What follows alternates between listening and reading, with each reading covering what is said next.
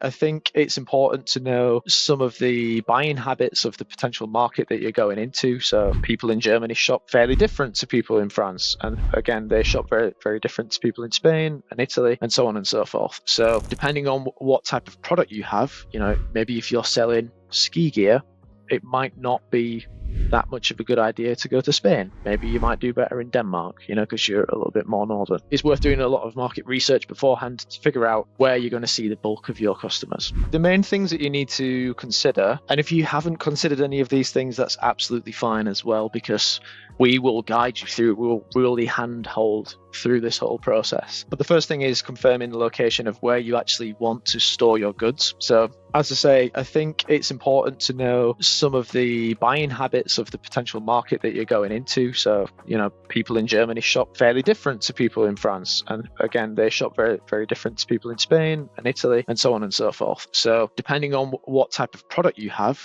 maybe if you're selling ski gear, it might not be that much of a good idea to go to Spain. Maybe you might do better in Denmark, because you're a little bit more northern. Or it's worth doing a lot of market research beforehand to figure out where you're going to see the bulk of your customers. Wherever you are going to store your goods, you will need VAT registration. So if you want to use either Amazon's FBA centers or if you want to use a third-party logistics warehouse, then you will need local VAT registration in order to store your goods there.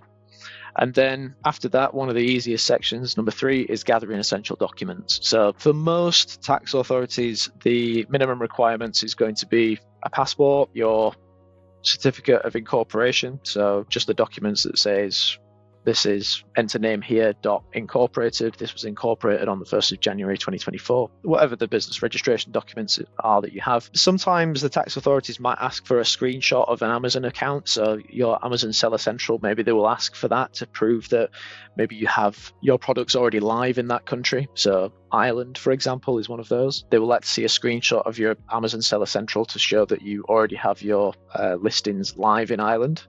And then they will also ask for maybe a utility bill, bank statement, something like that, just to prove that you are a real person and that you are actually trading at the moment. Hey, if you're enjoying this content, you're going to love the masterclasses that we host on a regular basis. We've got over 1,000 members in our private community, and over 400 of them are already doing over $1 million. We regularly host masterclasses with hundreds of students, and you can find out more below. Join us. So that bit is very, very simple. As part of our services, number 4, where it's saying if you are selling from outside the EU and the country requires it, appoint a fiscal representative.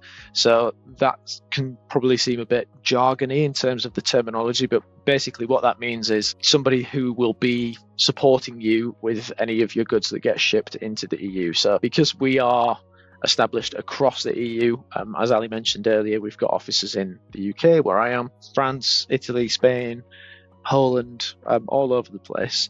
We are there on the ground. We've got boots on the ground. We speak to the tax authorities in all of these countries. So we are jointly liable for any time. And we would be your tax agent. So we would be the ones who would help with your filings, and we are jointly responsible for your filings as well and making sure that they are compliant. So that's what that means there. Number 5, complete and submit your VAT registration forms. So again, that's on us. Any forms that you do submit or your application forms that you send to us, we then start the registration process for you. So we take away that headache. And then we'll also monitor the status of your application as well. So, we'll make sure that everything is getting moved along swiftly so that you can actually begin to start shipping your goods into Europe. And then once your VAT number is issued, we'll give that to you. You can update it in Seller Central, and then Amazon will recognize that you are an established seller in that market, and you can start selling your goods there, and you can start storing in their FBA centers across Europe. So there is a lot of steps, but we handle more than half of these. So that's the good news.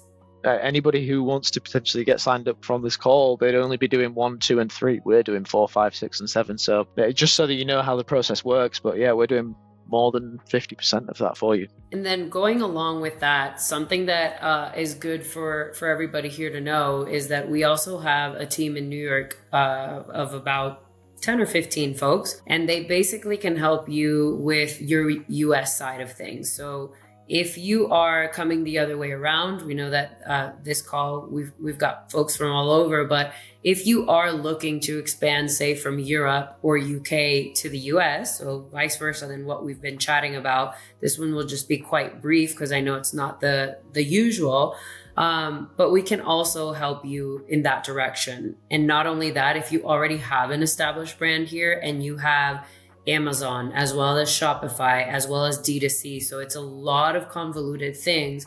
We know that a lot of tax accountants and CPAs, it becomes a little bit complex when it's everything all together, not just Amazon, for example, or not just Shopify.